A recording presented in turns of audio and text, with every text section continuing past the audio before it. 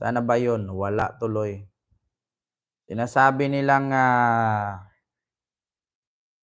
ito. Ito ha, gusto ko lang ihirit. Amy Marcos. Nako, Amy Tupanelo.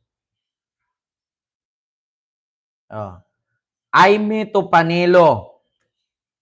Sabi ni Panelo, mga kababayan, sabi nung reporter, pakinggan niyo. Sir, your comment po, nasa sinabi ni Senator Amy Marcos na hindi siya dadalo sa Allianz Rally kasi hindi niya matanggap yung nangyari po kay PRRD. Balat kayo pala. Buhay sa mundo. Yan ang sagot ko sa kanya. Kulay mo lelang mo. Diba? Amy. Ano na, Amy Marcos? Sabi nung reporter, sir, anong reaction mo kay Senador Amy Marcos? Hindi daw siya sasali sa rally ng alyansa kasi nasaktan siya sa pagkakulong kay Pangulong Duterte. Sabi ni Panelo, balat kayo pala ang tao. Bulahin mo ang lilong mo. Di ba? Yun na nga ang totoo. Yun na nga, mga kababayan. Di ba? Bulahin mo ang lilong mo. Yun ang sabi ni Salvador Panelo. At bukod dyan, mga kababayan, bukod sa sinabi ni Salvador Panelo na bulahin mo ang lilong mo, ano kayang nangyari ngayon kay Harry Roque at kay Salvador Panelo? Bakit si Salvador Panelo biglang nagka-amnesia at hindi kilala si Roque?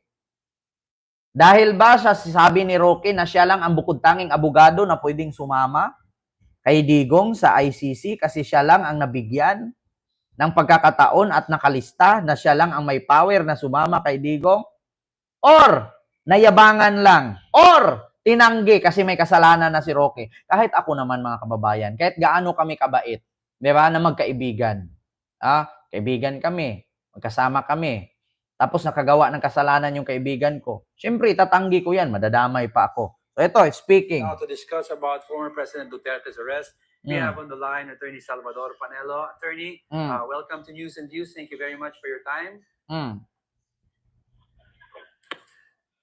Attorney. Yes, Attorney. Can you hear us okay?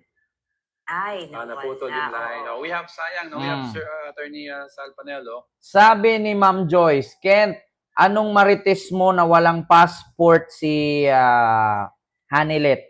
Meron po akong vlog niyan, ma'am. Abangan nyo po mamaya. Lalabas po yun. No, na walang passport si Hanilet. Naka-premiere. Ayan. Pagkatapos ng live natin, I'm sure mapiplay yun. Oo. Advance kasi ako. Bago ako mag-live, nandiyan na, nakahilira na. Pagkatapos ng live na to, mapiplay. Oo. Nandiyan yung ay hindi, na-play na pala. 2 hours ago, Hanilet walang passport, kaya hindi nakasama sa Netherlands. Tigilan nyo nga ako. Ipe! Kau kasi kadahilanan yan, Ipe eh. Tuloy natin. We wanted to talk about, siyempre may habeas corpus petitions na filed si Kitty, I think. And he was the one who filed it with his son. Yes, with his son. And then also, we'd like to get... Ito na. I know, but we'd like to find out ito yung tinanong nila. Diba? Siyempre, may edad na rin yung si former president. Can you hear us okay? Ayan na, si Salvador Panelo. Medyo nahihirapan tayo sa makontak ito si Attorney Sal Panelo, isa sa mga legal counsel ni Pangulong Rodrigo Duterte. And andyan pa? Attorney, can you hear us?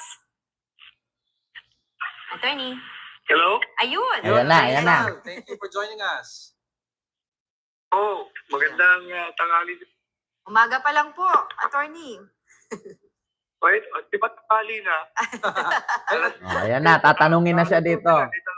Sige po. Attorney Sal, I'd like to start off with asking how the former president is. Kasi medyo may mga nag-worry po yan. Yes. Go ahead po. Sino ba ito? Sino ba ito kausap ko? Si Angelo Castro po and si Angela Lagunzad Castro po. From News and Views on One News. Ikaw pala yung anak ng kaibigan ko. Miss na miss ko yung tatay mo. Hi, Attorney Sal. Oo nga po. I am the next in line sa kanya po. Sige, tuloy na tayo. Tuloy na tayo, Attorney Sal. Siyempre, ayan na. Ito na yung tanong. when former Executive Secretary Salvador Medialdea, hindi po daw makita si former President. How is the former President po? Kamusta na po yung kalagayan niya? Hindi ba merong video si Presidente Duterte na sinasabi niyang okay siya. Pag-usap siya sa consular officers natin doon. So, sa tingin ko okay. Otherwise, So ibig sabihin si Medialdea talaga, fake news. May video si Digong na okay daw siya doon sa loob.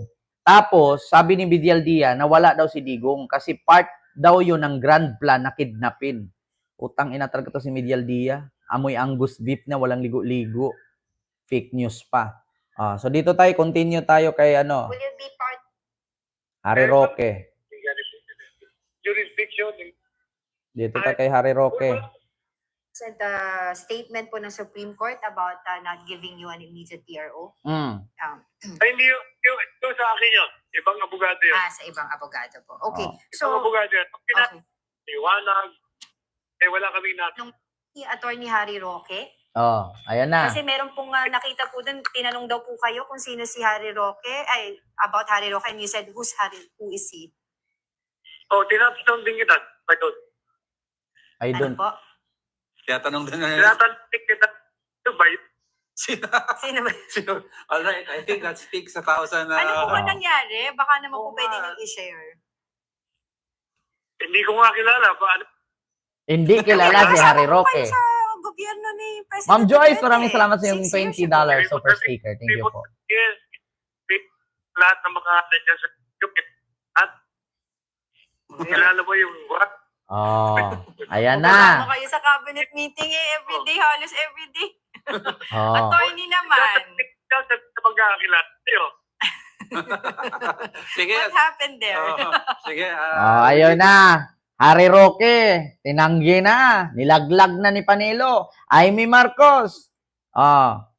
Nako, lukuhin mo lilong mo. Nako, ito na mga kababayan. Salvador Panelo, Amy Marcos at Harry Roque. Tinatanggi na ni Salvador Panelo. Laglaga na, kagata na, epita na, tanggihan na. Patay kang bata ka. So dito naman tayo mga kababayan. Si Bato daw. Si Bato ay posible daw. May pagkakataon matapos kunin. Posible daw na tulungan ng Senado kapag inaresto ng ICC. Posible daw, ibato daw na, epita na,